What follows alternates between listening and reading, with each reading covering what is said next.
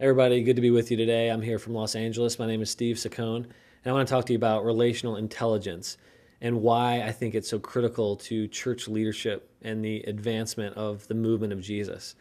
When a lot of people think of the term relational intelligence, maybe their mind goes to dating intelligence or lack thereof. But my book, Relational Intelligence, is not really about rejection management or how to get a girl who's out of your league to say yes to go on a date with you. Although women, I know you wish men knew more of these things. And then there's other people who, when they think of relational intelligence, they might think of the socially awkward person. Maybe it's someone who's all too similar to Michael Scott from the TV show The Office. It's the person who says the wrong thing at the wrong time and doesn't even realize it, or they're clueless about how their behavior affects those around them. They maybe are the type of person that just embodies self unawareness, in its fullest capacity. But I think the truth of the matter is we have a human tendency to more easily recognize the deficits and flaws in someone else before we recognize it in ourselves. And Jesus talks about this when he says, be careful that you don't recognize the speck in someone else's eye before first looking at the log in your own. And then Paul says to Timothy in chapter 4 of 1 Timothy, this little phrase, he says, pay close attention to yourself, which he's not saying be more self-obsessed because, hey, we have a ton of that in our world. We don't need any more. But he is saying, pay attention to who you are, to your strengths, to your weaknesses, to your deficits, to your flaws, and go on the journey of becoming who God intended you to be. And so when we think about relational intelligence, yeah, a lot of times we think in terms of our other people's deficits or flaws. But actually what I focus more on is what does relational intelligence look like? Because it's a lot easier to identify relational unintelligence, but I think sometimes we don't have a picture of what relational intelligence looks like, which I think every leader can go on the journey of becoming what I call a relational genius, doing what I call increasing your RQ, relational quotient. And so how do we move to a place where we begin to acquire and develop relational intelligence in our leadership? Because I think if we do, it's going to affect how we do mission, how we are able to catalyze momentum, how we can become more strategic in terms of how we relate to people. We can create more quality, better relationships. We can learn to value people in deeper, greater, more unique ways. And so what I've laid out in my book is 6 core traits or 6 core roles of a relational genius. One of them is what I call a story collector, which really is built off the idea that Paul talks about in Philippians chapter 2, where he says, in humility, consider others better than yourself.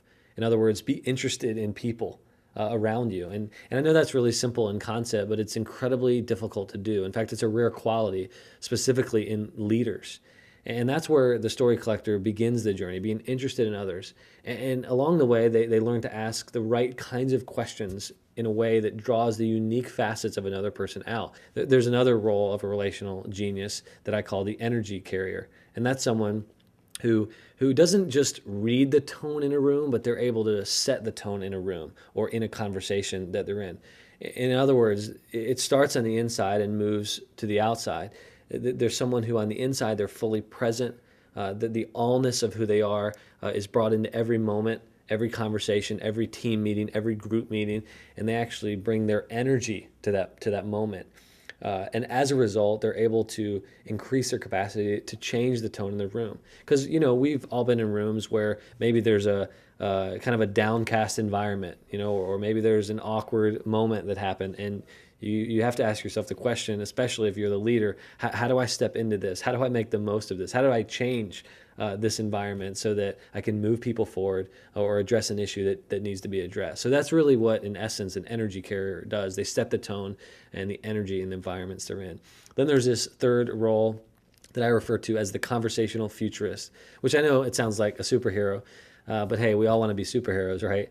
And someone who does this is someone who takes their conversations and their dialogue and they use the words as vehicles to move people forward in their lives. They take people from where they are and move them into a different and better future that God has for their life. And there's all different strategic ways to do that in a way that we value people along the way, but we also move them forward. We challenge them. Sometimes we confront them on things that must be confronted. And then there's a fourth role, what I call the compelling relator, which is about how do we learn better ways to relate to people in more compelling ways, more interesting ways, where they're drawn to not only us, but ultimately into the movement of Jesus and moving forward in their life. So we learn better ways to relate to people. And then there's a fifth role, the likable hero, which really is about increasing our likability and not underestimating the power of likability in our leadership. It's hard to identify sometimes the unlikable traits that we have, which we don't like to admit or notice or recognize. But this is important to leadership and in terms of influence. And then the sixth role would be what I call the disproportionate investor, which is all about how do you strategically invest your relational energy into the right kind of people where they reinvest it in others and not invest it into what Haggai calls people who are like purses with holes in it, where you invest in them, but they're more like consumers. It's more like investing into a black hole those people don't go reinvest it. And this is ultimately what Jesus did with his disciples. He invested in the right people, and in the end, it advanced the movement of Jesus forward and took it to places that go far beyond what we can imagine our own leadership. I think we need more attention to that. So my hope is that you will go on the journey with me of becoming more relationally intelligent. That you would learn what it means to become a relational genius, which I think every single one of us has the capacity to become. So if you want to know where to begin, one, you can get my book, or two, you can go to my website. There's a free online relational intelligence assessment. So it might be scary to know your RQ. I'm not sure, but go take it. And there's all kinds of other free stuff there too. So good to be with you. Thanks so much.